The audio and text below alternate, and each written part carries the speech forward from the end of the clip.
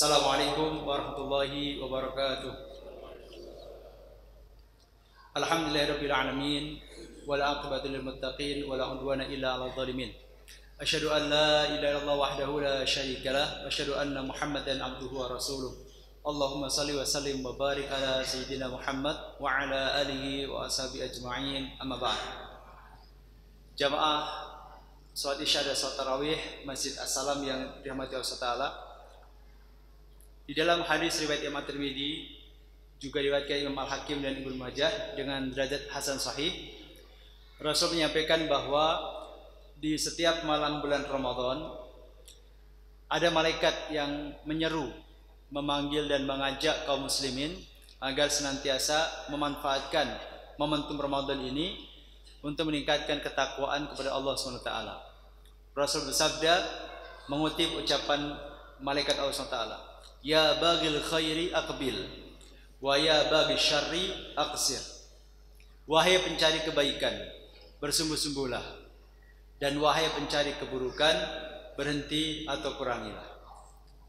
Ini adalah dua ajakan, dua seruan, dua himbauan yang disampaikan malaikat kepada kita kaum muslimin.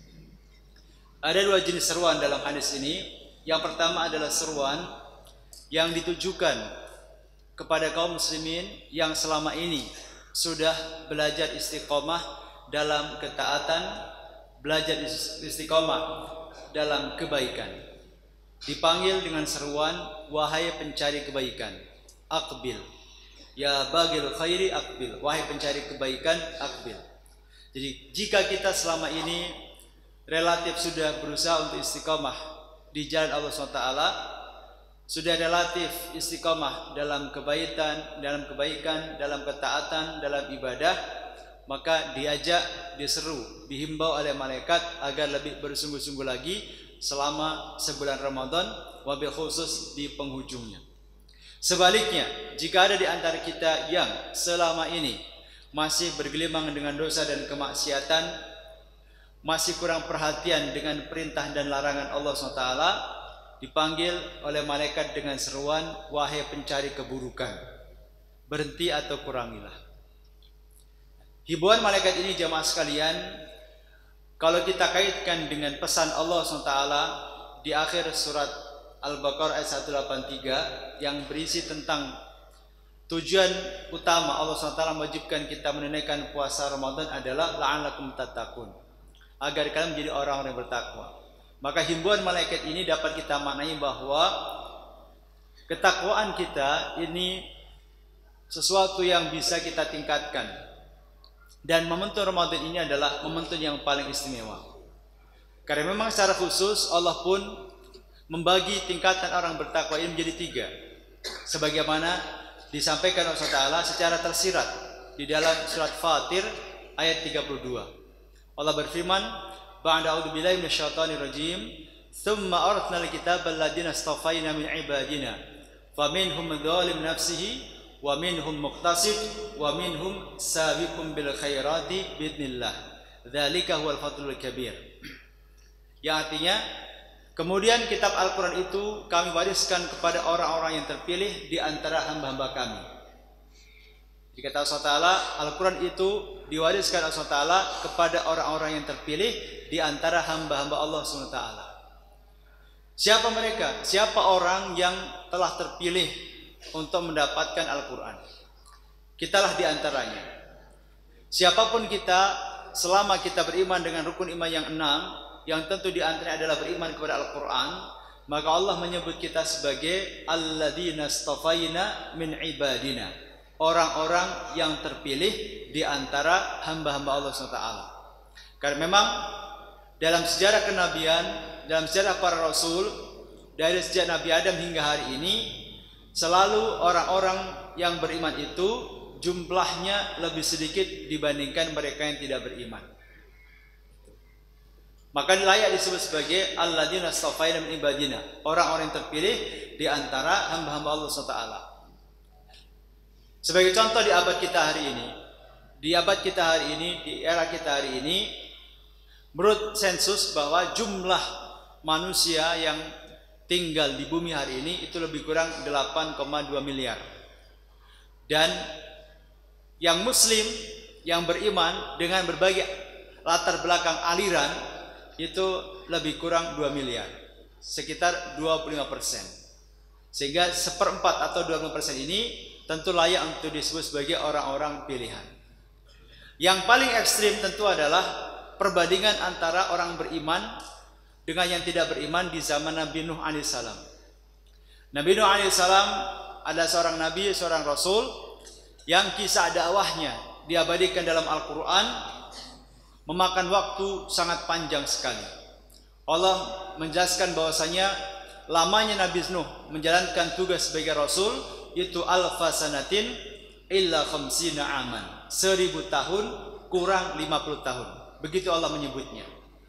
1000 tahun kurang 50 tahun, atau dengan kata lain selama 950 tahun, 9,5 abad. Itu lamanya Nabi Nuh berdakwah, mengajak umatnya agar beriman kepada Allah Subhanahu wa taala. Siang malam Nabi Nuh berdakwah. Inni da'utu qaumi laila wa nahara. Sesungguhnya aku telah mengajak kaumku laila wa nahara, malam dan siang hari. Tetapi hasil kerja keras Nabi Nuh alaihissalam mendakwahi, mengajak umatnya untuk beriman itu, menurut sebagian ahli tafsir, hanya menghasilkan jumlah pengikut, jumlah jamaah lebih kurang 80 orang. Padahal masa dakwahnya, kerja kerasnya itu selama 950 tahun. Kita bayangkan Bapak Ibu sekalian, 950 tahun itu misalnya diadakan pilpres, kira-kira berapa kali pilpres, Pak? Lebih kurang 190 kali pilpres. Presidennya sudah gonta-ganti, nabinya masih Nabi Nuh alaihissalam. Dan itu hasil dakwanya hanya lebih kurang 80 orang. Itulah diantaranya yang kemudian motivasi atau menjadi salah satu alasan kenapa Nabi Nuh kemudian mendoakan umatnya yang tidak beriman agar dibinasakan Allah Ta'ala semuanya.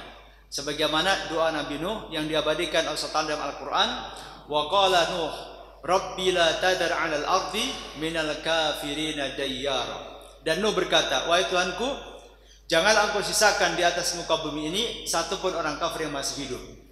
Innaka in tadarhum yudillu ibadaka wa la yalidu illa fajiran kaffara. Sesungguhnya jika engkau menyisakan satu orang kafir yang masih hidup di antara mereka, sungguh mereka hanya akan menyesatkan hamba-hambamu, dan mereka tidak akan melahirkan keturunan kecuali para pendosa dan orang-orang yang kafir. Ini contoh yang paling ekstrim jumlah orang beriman dalam sejarah para nabi dan para rasul, yaitu jumlah orang beriman di zaman Nabi Nuh yang hanya lebih kurang 80 orang.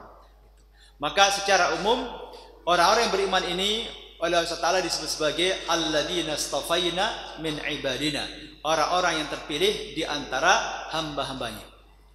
Tetapi secara objektif, secara realita, Allah pun membagi tingkatan orang beriman ini, tingkatan hamba pilihan ini, tingkatan orang bertakwa ini ada 3 tingkatan atau 3 grade.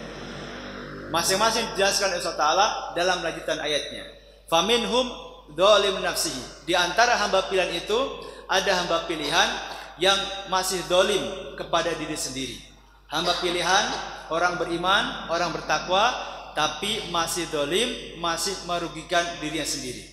Ini kelas pertama atau level pertama yang paling rendah. Wa minhum muqtasid.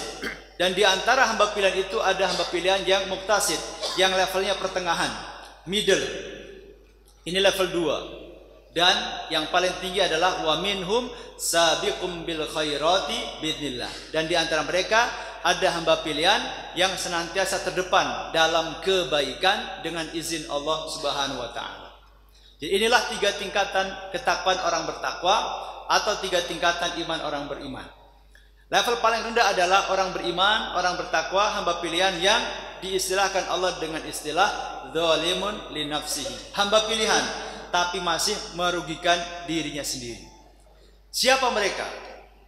Kriterianya dijelaskan oleh Al-Imam Al-Hafidz Ibnu Katsir dalam tafsir beliau, bahwa yang dimaksud atau yang masuk kategori hamba pilihan atau orang beriman tapi masih zalim kepada diri sendiri adalah orang beriman, hamba pilihan yang belum sepenuhnya melaksanakan yang diwajibkan dan juga belum sepenuhnya meninggalkan yang diharamkan. Ini kriterianya. Jadi jika ada seorang muslim yang belum sepenuhnya melaksanakan yang diwajibkan dan juga belum sepenuhnya meninggalkan yang diharamkan, maka kata Imam Al-Hafidz Ibnu Katsir, dia masuk kategori hamba pilihan level pertama, yaitu hamba pilihan orang beriman yang masih zalim kepada dia sendiri. Sebagai contoh, jika ada di antara kita kaum muslimin yang dalam kesehariannya belum sepenuhnya melaksanakan sholat 5 waktu, sholatnya terkadang hanya 4 waktu karena subuhnya sering kesiangan, atau bahkan cuma 3 waktu karena selain subuhnya sering kesiangan, isyanya juga sering ketiduran, maka jika demikian kondisinya, dia masih dikatakan sebagai hamba pilihan orang beriman tapi masih zalim kepada diri sendiri.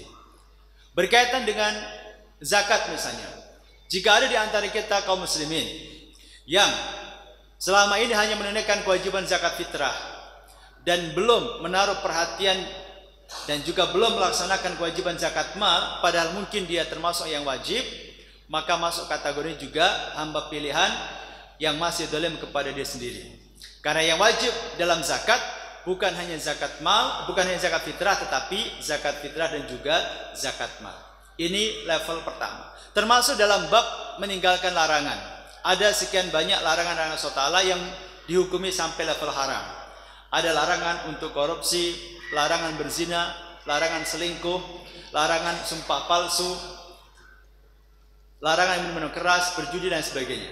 Jika ada di antara kita yang masih main judi online misalnya, maka itu masuk kategori hamba pilihan level 1, hamba pilihan yang masih zalim kepada diri sendiri. Pertanyaannya adalah, kenapa kok disebut sebagai orang atau hamba yang mendolimi diri sendiri? Padahal dia hanya tidak melaksanakan kewajiban atau tidak meninggalkan larangan yang mungkin menurut kita toh itu tidak merugikan orang lain. Betul tidak merugikan orang lain, justru merugikan diri sendiri. Kenapa jemaah sekalian? Kenapa Allah menyebut orang yang misalnya tidak sholat, orang yang tidak puasa, orang yang tidak zakat, kenapa disebut sebagai orang yang zalim kepada diri sendiri? Karena jemaah sekalian, tidak ada satupun kewajiban dalam agama kita kecuali kewajiban itu pasti membawa maslahat, manfaat, kebaikan untuk hidup kita. Apapun jika itu diwajibkan kepada kita, dipastikan kewajiban itu membawa maslahat, membawa kebaikan, membawa manfaat untuk kita. Maka kalau ada di antara kita yang tidak mau melaksanakan apa yang diwajibkan Allah, berarti dia tidak mau untuk disuguhi kebaikan bagi hidupnya. Maka disebut sebagai zalim atau merugikan diri sendiri. Sebaliknya, tidak ada satupun yang diharamkan dalam Islam kecuali pasti hal itu merusak hidup kita, berdampak negatif dan buruk kepada hidup kita. Tidak ada satupun penelitian ilmiah sampai hari ini, baik itu berupa jurnal ataupun sebatas skripsi ataupun tesis S2 atau bahkan disertasi doktoral yang mengungkapkan bahwa ternyata ada loh sesuatu yang diharamkan dalam Islam, ternyata manfaatnya seabrek-abrek. Tidak pernah ada. Sebaliknya justru bisa kita pastikan apapun yang diharamkan dalam Islam pasti itu merusak hidup manusia. Karena jika ada seorang masih melakukan apa yang diharamkan dalam Islam, berarti dia tega merusak hidupnya sendiri. Karenanya Allah menyebut sebagai muslim yang mendolimi, yang merugikan, yang merusak hidupnya sendiri. Ini level 1. Level 2 adalah wa minhum muqtasid. Dan di antara mereka ada yang disebut Allah Ta'ala sebagai hamba pilihan level pertengahan. Apa kriterianya? Kembali dijelaskan oleh Al-Imam Al-Hafidz Ibnu Katsir. Beliau mengatakan, kriteria hamba pilihan yang level pertengahan adalah hamba pilihan atau orang beriman yang sudah melaksanakan kewajiban dengan baik, juga sudah meninggalkan yang diharamkan dengan baik, tetapi belum baik dalam amalan sunnahnya dan juga belum baik dalam meninggalkan yang dimakruhkan. Ini level 2. Yang wajib beres dilaksanakan, yang haram beres ditinggalkan, tetapi yang sunnah belum baik dilaksanakan, yang makruh juga belum baik ditinggalkannya. Maka levelnya ada level 2, muqtasid, level middle. Nah, level paling tinggi jemaah sekalian, di antara level orang-orang beriman, level paling tinggi di antara level orang-orang bertakwa, level paling tinggi di antara level-level orang pilihan adalah wa minhum sabiqum bil khairati biidznillah. Dan di antara mereka ada orang-orang hamba pilihan yang terdepan dalam kebaikan. Siapa mereka? Kembali Al-Hafidz Ibnu Katsir menjelaskan kriterianya, yaitu orang beriman yang sudah melaksanakan semua yang diwajibkan dan disunahkan dengan baik, dan juga telah meninggalkan yang diharamkan dan dimakruhkan dengan baik, bahkan juga meninggalkan hal-hal yang mubah, yang sesuatu yang tidak maksiat tetapi tidak bermanfaat. Nah, inilah 3 tingkatan ketakwaan. Nah, sehingga ketika saat ini kita berada di bulan Ramadan, maka momentum untuk meningkatkan level keimanan dan ketakwaan kita ini adalah momentum yang paling pas. Jika ada di antara kita yang levelnya masih level 1, mudah-mudahan hadirnya Ramadan ini bisa meningkatkan level kita ke level 2. Jika ada di antara kita yang levelnya sudah level 2 dengan izin Allah, mudah-mudahan bisa merangkak ke level 3. Nah, itulah di antara manfaat kita memperhatikan seruan malaikat tadi yang menghimbau kita agar senantiasa memanfaatkan momentum Ramadan ini untuk meningkatkan kebaikan. Baik kita orang yang sudah baik dengan izin Allah ataupun kita merasa belum baik, semuanya diajak oleh malaikat untuk memanfaatkan momentum Ramadan ini dengan sebaik-baiknya, wabil khusus momentum di penghujung Ramadan ini yang begitu bernilai luar biasa bagi hidup kita semuanya. Jemaah sekalian yang bertakwa Ta'ala, saya rasa demikian yang bisa saya sampaikan. Mudah-mudahan manfaat untuk kita semuanya. Lebih kurangnya mohon maaf. Akhirul kalam. Assalamualaikum warahmatullahi wabarakatuh.